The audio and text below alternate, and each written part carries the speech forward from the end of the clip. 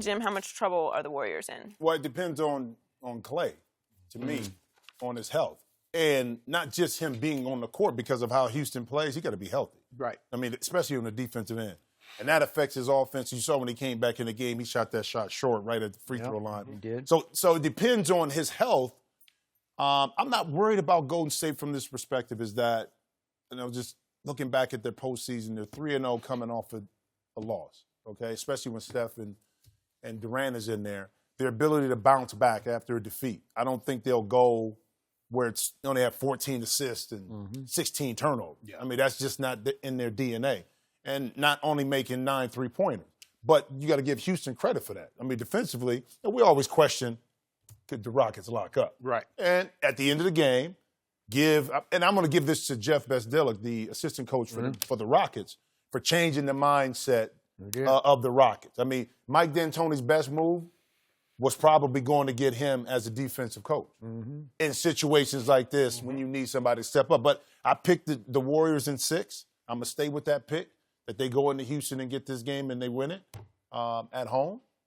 That's what for me, it's just I think the challenge for this Golden State team is, can they lock in and stay engaged?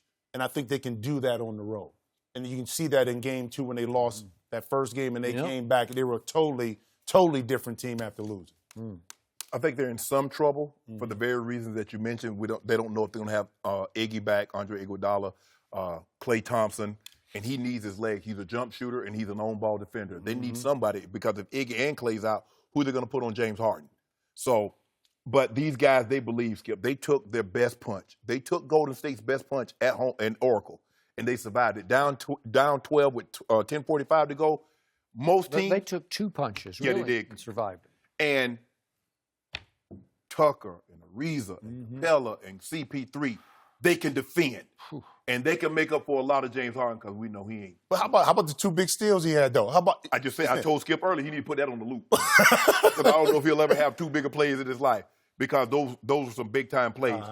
I just believe that after the way they won Game 4, they come in with confidence, but they know they got to get up to a fast start. Because Golden State's coming. Golden State's coming.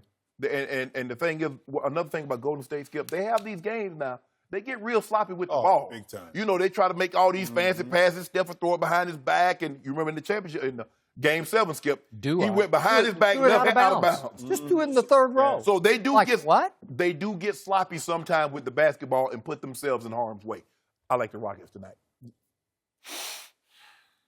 All I know for sure about tonight is I think we are going to find out what Golden State is really made of. This Golden State. And I get you, whether Klay can play, Iggy can play. Those are pretty big deals. But in the end, Kevin Durant, by his standards, had a bad game the other night. He had 27 and 12, but you know what happened in the fourth quarter? And he blew it at the end with the ball in his hand. And he knew he blew it, and he's had to sleep on that. And I know that Steph had the outburst in the third quarter that he is highly capable of having, and then he stunk up the fourth quarter. Should have been 1 for 9, but the last shot didn't count. So 1 for 9, really? And 0 for 6 from 3? That's not two-time MVP caliber playoff level performance. So I think you can check this team's oil tonight, and you point out, they bounce back. Do they bounce back? Because they got bullied in the fourth quarter. They got footballed.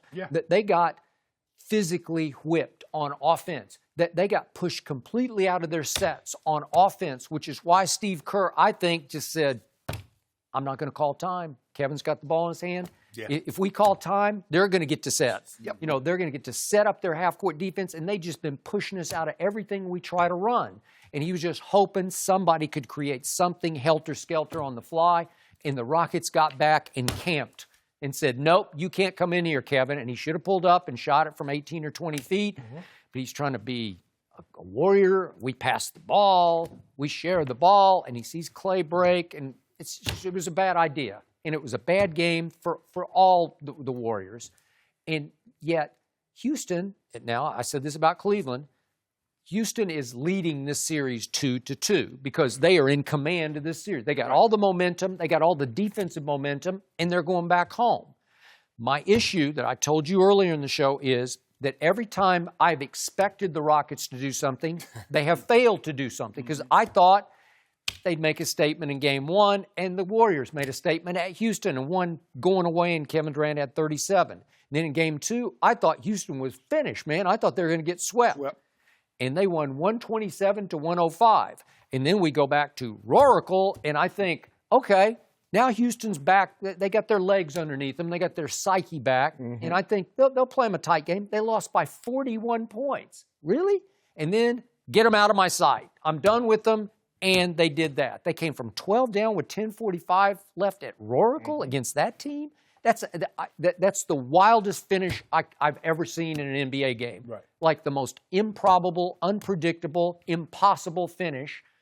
For them to come back, how much would you have bet if I'd called you at that moment and said, they're up 12. You got Houston? No, you don't got Houston, right? Okay, so now all the pressure and expectation to me goes back to the home team. Now I expect the Rockets to play well, which is why I'm going to stick with Golden State, because it seems like the Rockets can't live up to those kind of expectations. Well, it's two kind of pressures, though, because you got to think about it. It's a pressure on Golden State. As a championship team, everybody expects them to be back in the championship. They're supposed to be back in and win it, especially with the East being a little bit weaker. So that's that pressure. But there's also kind of this pressure we're seeing, too, because of Chris Paul and James Harden. Okay, can they finally break through? It's not the same amount nationally, but it's still there internally. They feel it. Right. Okay, a game like this is a statement game for those two players in particular that have to play well. Hey, if they win this game, and then all they need is one of the last two. All they need is one. But championship teams figure out ways to go through it. And again, I'm intrigued by it because I want to see Golden State be pushed. I want to see how they lock in when they have to win a game, which is great for me, which is great for basketball. So we're going to see tonight at the beginning, and what I'm particularly going to look at is defensively for Golden State. At the beginning of the game, how engaged and how aggressive are they, and how pissed off are they that they lost at home against this Houston Rockets team? Who was basically talking a lot of ish in front of them. Well, the officials are going to determine that because they let them play in game 4. Did that? Now, if you're going to let them play rugby, Houston got those kind of guys that can play that brand of basketball. How many times did Steph drive in the fourth quarter where I said, that's a foul? They just knock him on his butt. Nope. And they let him play. And so if they let them play, and Mike D'Antoni just said, look, guys, we're more likely to win a 94, 92 ball game or a 98, 94 ball game as opposed to a 132, 127. So you don't try to get into a scoring contest with them. Try to lock them down early. Now, you know Golden State's going to come out they're going to come out amped up because they want to send a message early on. Got to weather the storm because they're coming. Golden State's coming. They're coming. But old Beard's got this? You really trust the Beard? Beard ain't going to go 2 for 13. You should fear the Beard. Beard got it. Oh, you're going to start cooking? Listen, I got something for you, man. What you got? Oh, we got props. Oh. You got something for your boy Wally. That's the bet I lost. I had to pay up on my bet. I had to pay up my bet. That's what I do. What was the bet? I don't remember. We had to bet on the Houston game in Golden State the other day here. So I had to bring in some hen dog. Wait, why don't you pour pour a